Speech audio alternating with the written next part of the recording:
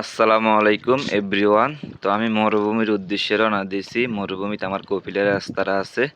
তো রাস্তাটার কাজে রওনা দিয়েছিলাম। তো যাওয়ার পথে এই উটগুলো সামনে পড়ছে। তো আজকে একটা ভিডিও করলাম। ভিডিওটা কেমন হলো অবশ্যই কমেন্টে জানাবেন। আর দেখেন সৌদিরা মরুভূমির মাঝখানে একটা পানির খাদ্যান বানাই দিয়েছে। এখানে উট পশু পাখি সবাই আইসা পানি খায়। আর দেখতে কত সুন্দর উটগুলা। তো আমার এই ভিডিওগুলো ভালো লাগলে সবাই লাইক কমেন্ট ফলো কইরা পাশে থাকবেন। আসলে তেমন সাপোর্ট পাই না কারো, সবাই একটু পাশে থাকবেন আর ভিডিওটা দেখতে থাকুন।